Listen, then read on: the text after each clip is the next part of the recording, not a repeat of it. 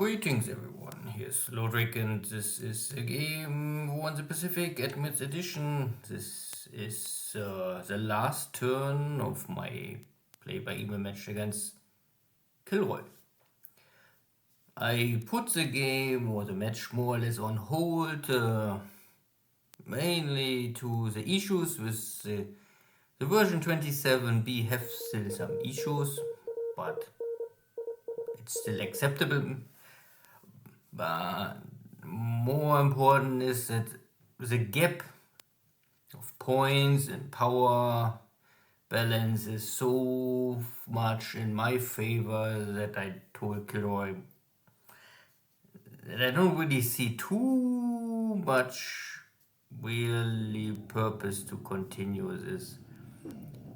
There's a submarine sinking for the Allies. And yeah, by the way, we are now at the 13th September, so I skipped some days and turns and some events. But most battles occurred in this lost time frame was mostly in my favor. At the end of the turn, I can make a total overview about the situation. I don't say the game is completely dead. Maybe there's a moment I will say, okay, let's continue this KilRoy. But I must at least continue to April of 43 that the Allies get more reinforcements, so I'm not so sure if this really makes sense. So KilRoy still have here this one base at the Marshall Islands, and I keep it under siege more or less.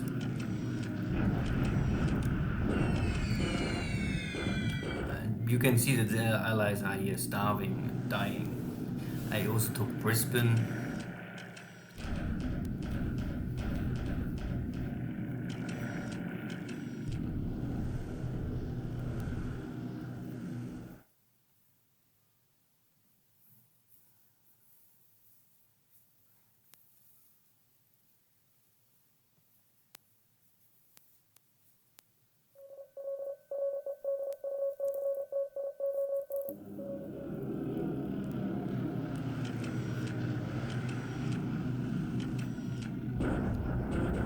And Chongqing is also under siege.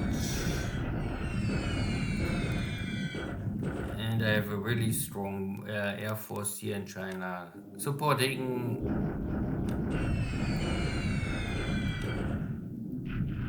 There's no real hope that the Allies ever come back to China.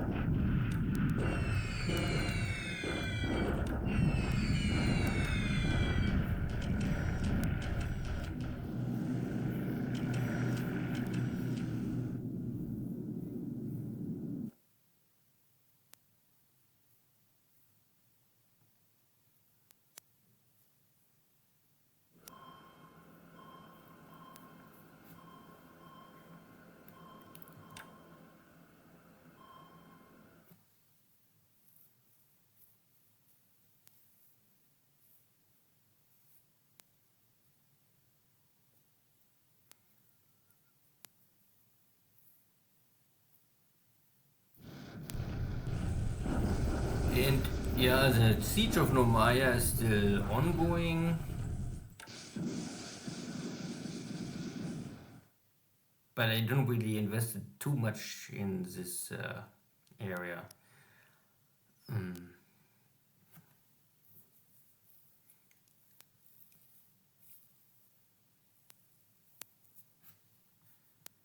Good.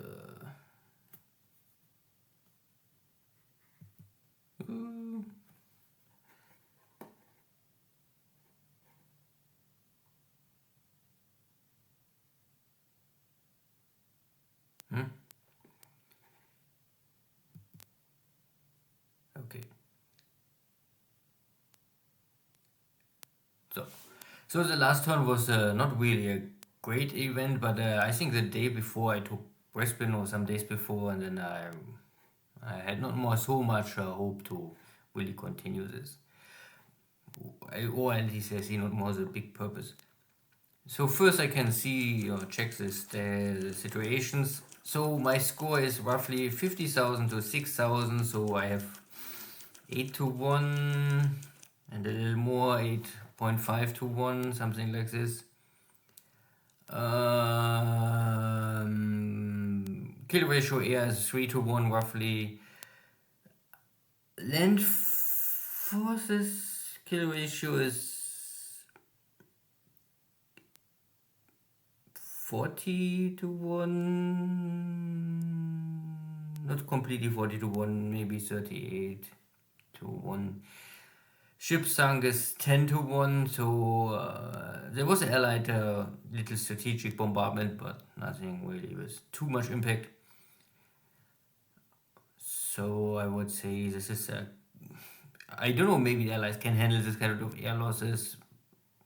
Ship losses, of course, it will turn back in 43, 44, but I mean, official, the Japan win the game if you have a 4 to 1 end of the year. I mean, and I'm far over this already. I can show you the total air losses now, mid of September.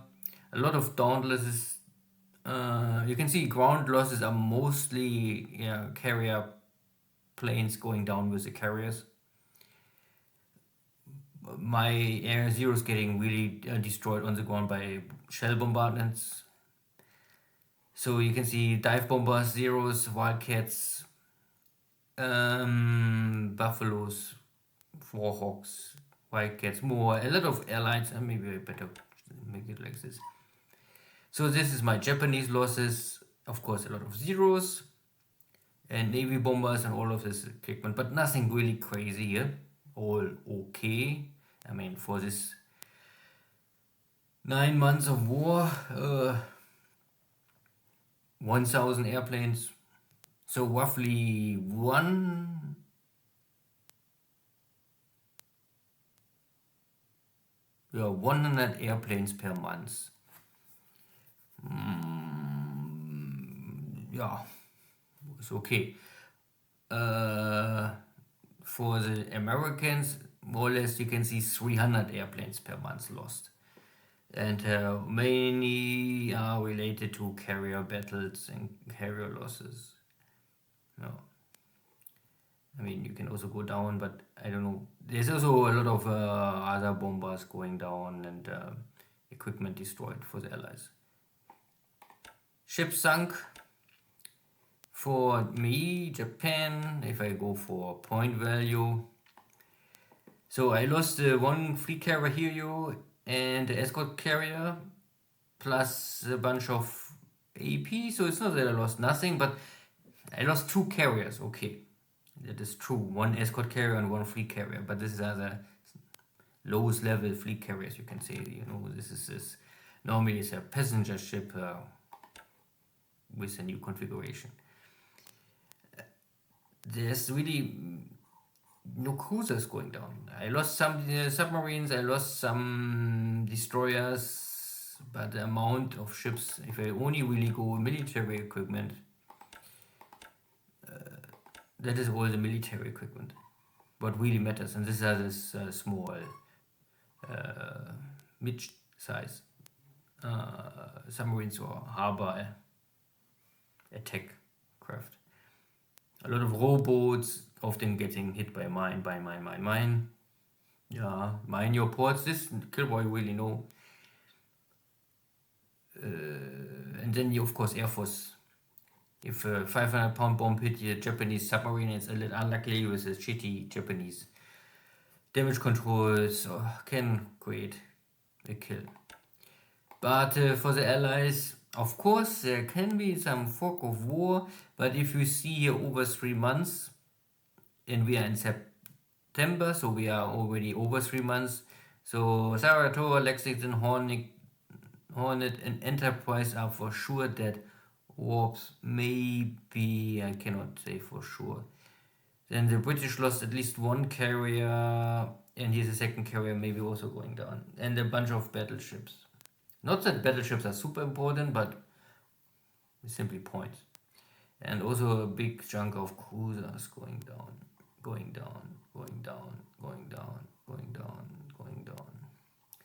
And of course submarines. This is all related to Manila. And more more and more. And I don't want to talk about all the tankers. I mean, I can also go for the non-military equipment, tanker, AOs, APs, for me also, golden cargo. And you can also see a bunch of other stuff going down, going down, going down, down. So I mean, I create kills of 3,000 points, so they must come from somewhere. But anyway, at the end, it's only points. The strategic situation is that in China I achieved more or less total victory. And I would sooner or later also take Chongqing. I can bombard this city more or less now, non-stop, with 200 hell bombers day by day or even more, and I have attack value is stronger than the, well, similar to the Chinese, and I have supplies as it is. There are 800,000 Chinese, so this is not easily to take them down, but I can take them down. The other army all defeated. So this is really the last spot, and you talk about the last spot, there's nothing left. Yeah, okay, maybe there's some troopers somewhere here in the mountains, but and a dot base somewhere. But China is under control. Burma is under control. I never try to enter China, India. I took Ceylon as buffer and additional base for threatening the shipping here at Karachi. But not that I really want to take India. It's still scenario 1. I cannot achieve everything. I mean, this is scenario 1, not scenario 2. Normal scenario 1, no mods. In Australia, I took Darwin, and then I more or less bring additional troops here at Townsville. So I took Darwin, take the most important base in the north, Townsville, Cooktown I left over, take down Rockhampton and Brisbane. I would now trigger the reinforcements. Yeah, this is the line of you can go. The line, what is this? The line 160. If you go south of 160 on the mainland of Australia or here Tasmania, then the Allies getting, I think, 4 or 5 additional divisions in India off map somewhere. This need 1 month to bring in position, or at least 2 weeks. I don't know even if I mean, I can take this maybe all, or maybe I cannot take it because it's very hard to take Sydney and all and Melbourne. So I can normally simply stop here and achieve all what I need. I also don't really pressure too much for Nomaya. I ignore Fiji. So in this game, I more or less focus more of China and Australia and ignore the Fiji. And I also went not for New Zealand in this game. So there's no reinforcements for KilRoy in this game. In my first game with KilRoy, I go for New Zealand, similar to the new game I have actively running with Sagoon. He get also the 2 additional divisions for New Zealand. Yeah, so nothing really too crazy, but Australia is really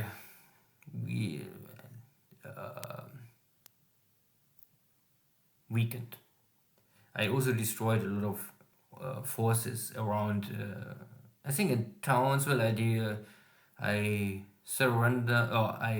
surrounded all this Australian northeastern army, and many getting destroyed. Brisbane was also a success. Yeah. So the point is that I still have more or less 90% of my carrier force. My army is in good shape. I have enough pilots. The Allies have lost most of their carriers, so first summer of 43 they get new generation of carriers. Yeah, I can play this now 6 more months and simply hold the line, and in 6 months we have maybe a new war, but I don't know if I really have the stomach to handle 6 months with not really any impact, meaningful impact. There could be an attack here at India, but it's hard. If I control the air, how much the Allies can really push. And China is lost sooner or later. So, I don't know, I can talk maybe more, but yeah, maybe for interest. Some people like to see the top pilots. So my top pilot, not really too crazy, is my lost of pilots. I have here one guy, he making experience of 90 and 15 kills in 330 missions. From Kaga, a pilot. And yes, most of my pilots already running on A6 M5. And you can see that this air wing is really crazy successful. You can see 7 operational losses, some missing pilots, 1 killed pilot, and 121 kills. This is air wing is very powerful. But I also reformed them, I think. So you can see there are some bunch of guys running this air wing a long time, and then there are some new guys making our training. I think I reformed this air wing. You can see it's now on 90, so it's in training duty. And yeah, I stopped this game with, here's my industry setting. Engines, I achieved the, of course I have now everywhere 500 pool points or more. I also finished the development of the 45 engine already. Aircraft production is okay. I still was not able to upgrade the Oscar 1C, that's a little behind. The Tojo is also not ready. I have a lot of Nick fighter bombers, heavy fighters, whatever you want to call them. But I was not really able to use them in this game because they are, I think the main purpose is navy attack and anti-bomber cap. They don't have really the range to run much far away, but for, I think for navy strike you can use them, maybe anti-submarine equipment. But I think their best use is maybe B-17 or 4-engine bomber interceptor because they have armament plus 20 millimeter guns or cannon, so they can inflict damage and not really die so easily if they get hit by a heavy machine gun hit. And I continue my research for the M8. But I will never really finish this, and nothing else happened really too much. Yeah.